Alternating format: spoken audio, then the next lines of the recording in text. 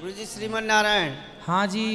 मेरा प्रश्न ये था कि मैं आज गुरु मंत्र तो ले चुका हूँ, लेकिन मैं योगोपवीत जो धारण करना होता है, मैं ब्राह्मण वंश से ही हूँ, लेकिन मैं योगोपवीत धारण नहीं करता हूँ। अच्छा, नहीं करता हूँ, लेकिन मैं गुरु मंत्र ले चुका हूँ। तो यज्ञ ब्राह्मण हो? हाँ, दुबे हैं हम। तो फिर यज्ञोपवीत क्यों नहीं पहनते? बस नहीं पहनते हैं। तब फिर आप ब्राह्मण मत कहो कि आप ब्राह्मण हो, फिर आप ब्राह्मण नहीं हो। अच्छा ठीक है, नहीं है, लेकिन जिसके जो ब्राह्मण को कहते हैं द्विज, तो आप द्विज कब बनेंगे? ब्राह्मण का जन्म 2 बार होता है, एक माँ के गर्भ से जन्म और दूसरा जब यज्ञोपवीत धारण करते हैं तो वो एक नया जन्म संस्कार होता है। तो आप द्विज फिर कैसे कहलाएंगे यदि यज्ञोपवीत नहीं है तो?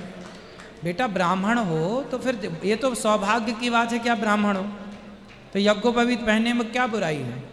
आप नहीं पहनोगे तो आपके बच्चे आने वाले समय में आपके बच्चों को ये पता नहीं होगा कि वो ब्राह्मण है, भूल जाएंगे। उन्हें पता ही, आज भारत देश में लाखों लोग ऐसे हैं जिन्हें ये नहीं पता कि हमारी जात क्या है, हम ब्राह्मण हैं कि क्षत्रिय हैं कि वैश्य हैं कि शूद्र हैं, हमारा गोत्र क्या है, हमारी कुल देवी क्या है, हमारे कुल देवता क्या। लाखों लोग ऐसे हैं और वो केवल आप जैसों के कारण हैं कि आप अपनी संस्कृति का पालन नहीं करते, तो आने वाले बच्चे सब देखते नहीं हैं, भूल जाते हैं।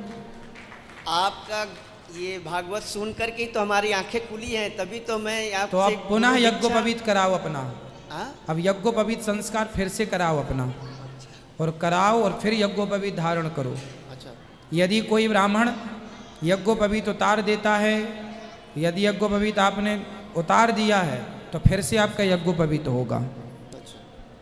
यज्ञोपवीत कराइए और हो जाता है, यहाँ बहुत ज़्यादा परेशानी होने की जरूरत नहीं है, हो जाएगा, फिर धारण कीजिएगा। अच्छा, उसके बाद गुरु मंत्र वगैरह जैसे लिए हैं उसका पालन मंत्र तो जाप करते रहो, पर यज्ञोपवीत जरूरी है। और इसका कोई मतलब जैसे सुबह उठ करके, मुझे तो आदत नहीं है गुरु मंत्र की, अभी तो आदत बनाओ, धीरे धीरे बदलो अपने आप को।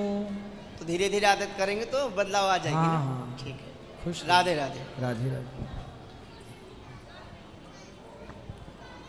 राधे राधे गुरुजी। जी गुरुजी, मेरा प्रश्न है कि भगवान ने हमें आखिर बनाया है क्यों? हमें जीवन मृत्यु सुख दुख के चक्र में डाला ही क्यों? क्यों बनाया भगवान ने? इसलिए बनाया, आप छोटे थे तो खेलते थे, बच्चे थे, क्या क्या खेलते थे? खिलौनों से, साइकिल, गुल्ली डंडा, क्रिकेट। तो आप बचपन में ध्यान से खेल देखे होंगे, रेत का ढेर यदि मिल जाता है बच्चों को, बालू का ढेर, तो उस बालू के ढेर में एक छोटा सा घर बनाते हैं बच्चे और उसमें खेलते हैं, है ना? आप खेले हो? हाँ, खेले हैं। तो बताओ कि ये बच्चे जब आप थे और जब आप खेलते थे बालू के ढेर में या गिल्ली डंडा, तो क्यों खेलते थे आप? किस लिए? उसमें हमारा मन लगता था। हाँ, आप अपने आनंद के लिए, बच्चे खेलते हैं अपने सुख के लिए, उसी तरह भगवान ये संसार बनाते हैं अपने आनंद के लिए। हम सब भगवान के खिलौने हैं। जैसे आप खिलौनों से खेले, ऐसे हम ईश्वर के खिलौने हैं और वो अपने आनंद के लिए संसार उत्पन्न करते हैं, पालन करते हैं और संहार करते हैं। राधे राधे गुरुजी। राधे राधे।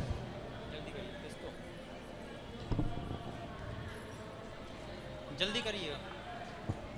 राधे राधे गुरुजी। राधे राधे। गुरुजी, मैं ये पूछना चाहती हूँ कि राधा जी की शादी कृष्ण जी से कब हुई थी? भांडीर वन में जी।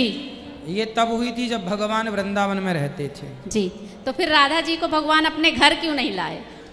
लाए, क्यों नहीं लाए? भगवान और कृष्ण और राधा अलग अलग थे ही नहीं कभी, जो अलग है ही नहीं उसे। तो जैसे रुक्मणी जी को, सत्यभामा जी को घर लाए, तो राधा जी को क्यों नहीं लाए? लाए हैं घर, कोई अलग थोड़ी थे भगवान राधा रानी से। और वही राधा रुक्मणी बन गई जब द्वारिकाधीश का विवाह रुक्मणी जी से हुआ। तो रुक्मणी जी कौन है? राधा ही रुक्मणी बन गई। धन्यवाद गुरुजी। राधे राधे।